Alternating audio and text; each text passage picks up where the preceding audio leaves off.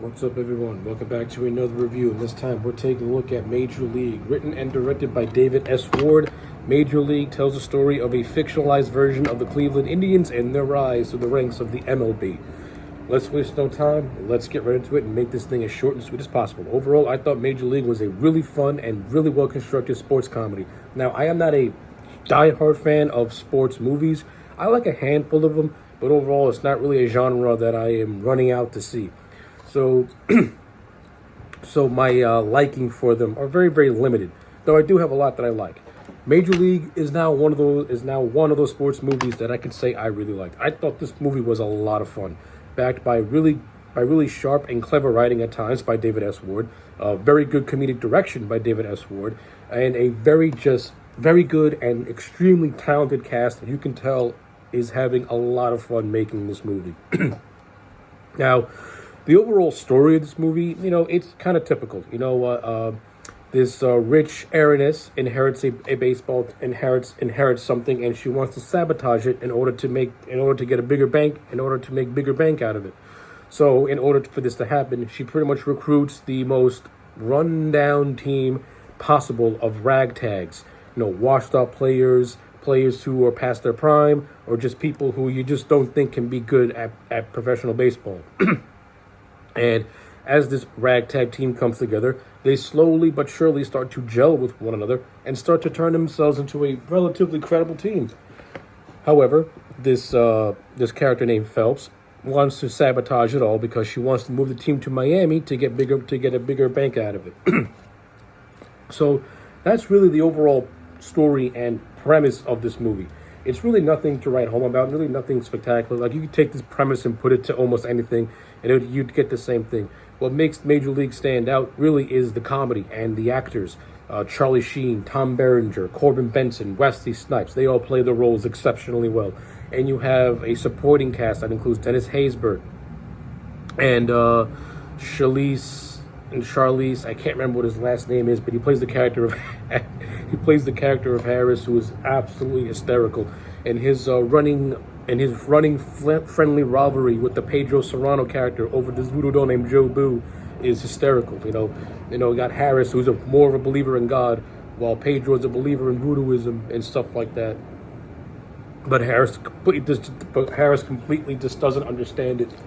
And then one of the best scenes in this movie is where he sees the voodoo doll with a cup of rum. He takes the rum and is like, "Up your butt, Joe Boo." Oh, man.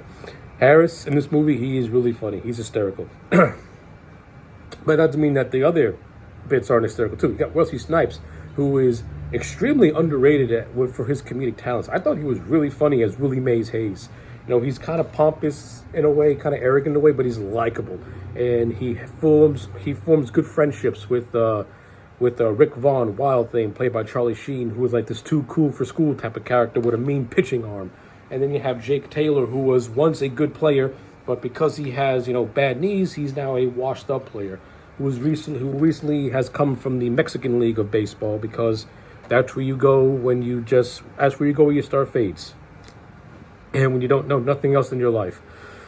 By the way, Tom Berenger, who played Jake Taylor, I thought was really good in this movie. I liked his whole storyline of him being a washed-up player, wanting one more shot at glory, and also wanting to make sure that his team has their chance as well. Because amongst the team of washed-up players, you also have new people like Rick Vaughn, like Willie Mays Hayes, like Pedro Serrano. These are new guys trying to on the up and up, and Jake Taylor more or less becomes the clubhouse leader. And he doesn't only want something for himself, but he wants something for the team in general, because he knows that these new guys may not have another shot again. And he knows that his time is running out. So I like how Tom Berenger's character of Jake Taylor becomes more or less a mentor and father figure to the group. Fun fact, Charlie Sheen and Tom Berenger also played together in Platoon, where Tom Berenger was a villainous character named Barnes, who also tried to be a sort of like a twisted mentor to Charlie Sheen's character in that movie. I like how we get the flip of that in Major League. I thought that was actually pretty cool when you put the two and two together.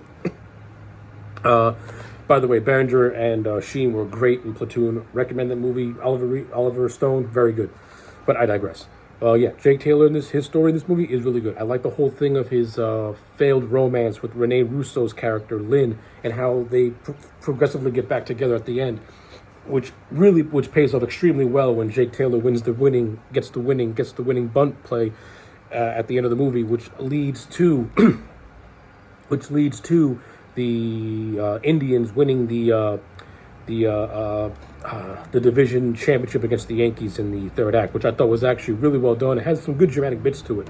Like, this movie doesn't get enough. I don't think this movie gets enough credit for its dramatic moments, because David S. Ward did a really good job at creating some really good dramatic moments when it came to the baseball scenes, which I thought were really well done and very, very good.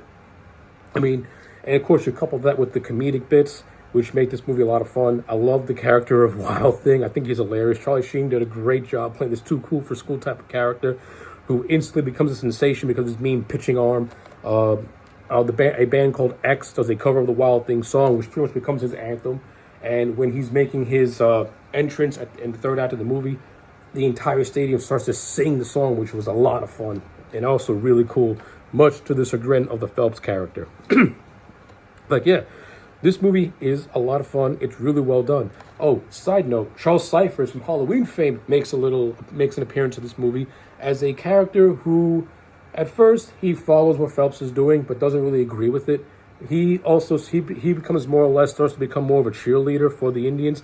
I would have liked to see a little bit of a power struggle storyline between Charles Cyphers' character and the Phelps character, in conjunction with what's going on with the Indians themselves. I think that could make for some pretty decent moments. Yeah. Now, is Major League a perfect movie? No, it's not. I think the first 20 to 25 minutes can be a little bit slow at times and not as funny as it progressively goes on. The whole side plot of Jake's ex-wife having a new fiance, I could have done without it personally. It doesn't really add anything since Jake and the fiance don't have since Jake and fiance don't really have a good final scene together where Jake one-ups him in a way. They have one scene where Jake mistakenly goes to the fiance's house. He pretty much gets underlined, ridiculed, and then as he's being walked out, he just tells the guy to suck my dick. That's pretty much it. They don't have like a good final scene together. At least not that I can remember. I've only seen the movie once, unfortunately, so I don't remember a whole lot of. I don't remember if they have a follow-up scene or not after that. I'm very sketchy.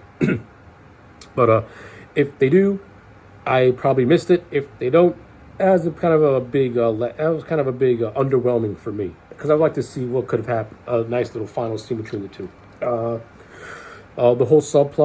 This whole subplot of Roger Dorn, played by Corbin Benson, being more obsessed with his outside ventures in terms of his baseball playing, I thought was a lot of fun. And I like the whole thing of Vaughn being seduced by his wife, not knowing that it's actually Dorn's wife who's seducing him. That has a nice payoff at the end, where Dorn does not sabotage the game, but after the Indians win, he knocks his ass out, yet still shows him respect. I thought that was a lot of fun, and I thought Sheen and Burnson have some decent comedic chemistry with one another. And like I said, I already really like the stuff with Harris and Pedro. I think that stuff's hilarious as well. And of course, everything with Tom Berenger, I really enjoyed. So yeah, with all that being said, I'm going to give Major League a solid 8 out of 10. I recommend this movie. Give it a watch. So yeah, those are my thoughts. Let me know yours in the comment sections down below. Like the video and subscribe. And I will check you back next time for more.